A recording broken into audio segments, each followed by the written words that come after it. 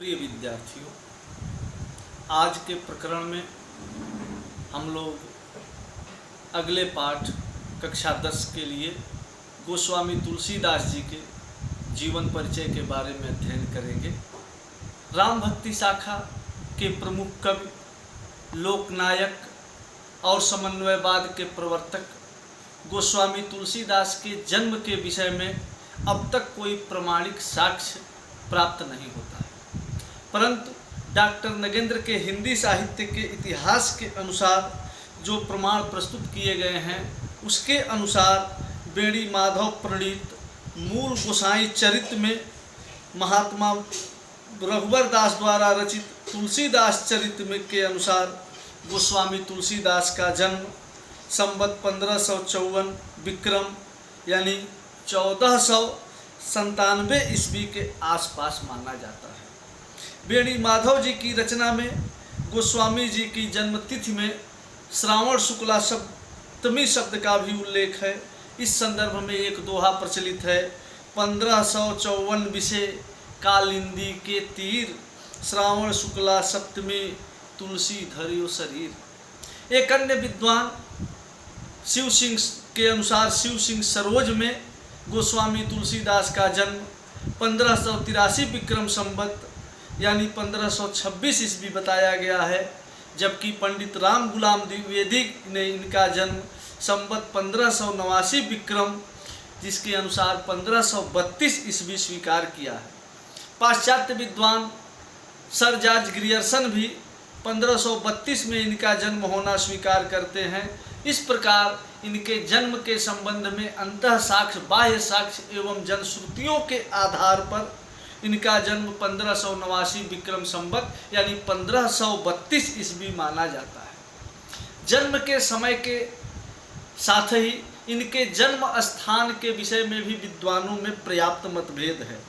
कुछ विद्वान तुलसीदास का जन्म राजापुर नामक गांव में बताते हैं जो उत्तर प्रदेश के बांदा जिले में स्थित है, तो कुछ अन्य विद्वान इनका जन्म एटा के सोरो नामक स्थान पर स्वीकार करते हैं। जनश्रुतियों के आधार पर यह माना जाता है कि तुलसीदास के पिता का नाम आत्माराम दुबे और माता का नाम हुलसी था। यह भी कथा प्रसिद्ध है कि जन्म लेते समय ही तुलसीदास ने अपने मुख से राम शब्द का उच्चारण किया और कुछ समय पश्चात इनके माता पिता का निधन हो जाता है और इनका पालन पोषण मुनिया नामक एक दासी करती है।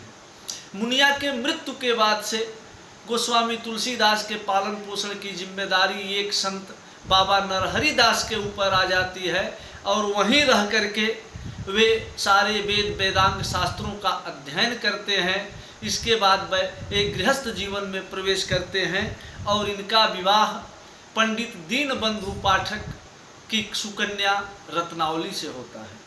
रत्नावली अत्यंत ही रूपवती सौंदर्यवती है और गोस्वामी तुलसीदास इसके रूप सौंदर्य पर इतने मोहित हैं कि एक बार इनकी अनुपस्थिति में जब इनकी पत्नी ससुराल अपने मायके चली जाती है, आते हैं पत्नी को न पा करके, पता लगते ही ये भी अपनी ससुराल चले जाते हैं।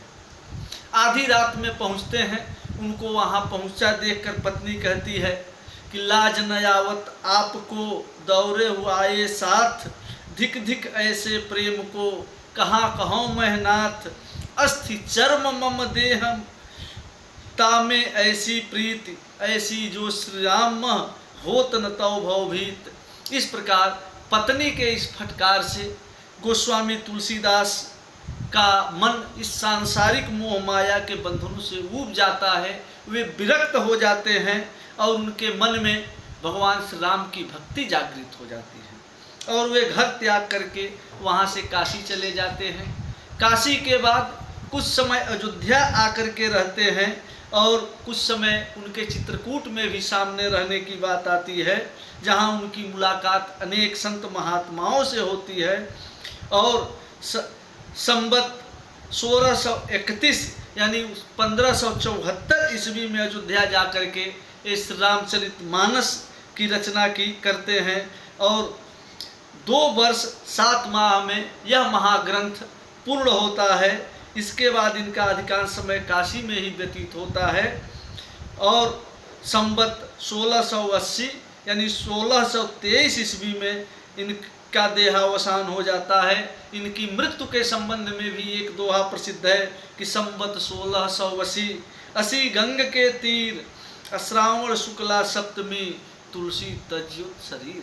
इस तरह से इस संसार से एक महान साहित्य का तिरोभाव हो जाता है। इनकी प्रमुख रचनाओं में रामलला नहछु, वैराग्य संदीपन, रामाज्ञा प्रश्न, रामजाल की मंगल, श्री रामचरितमानस, पार्वती मंगल, कवितावली, दोहावली, गीतावली और सबसे महत्वपूर्ण ग्रंथ के रूप में रामचरितमानस का नाम आता है। अगर हम भाषा शैली की बात करते हैं तो कल्प, कथ्य एवं शिल्प की दृष्टि से इनके सभी काव्य ग्रंथ अत्यंत ही समृद्ध हैं।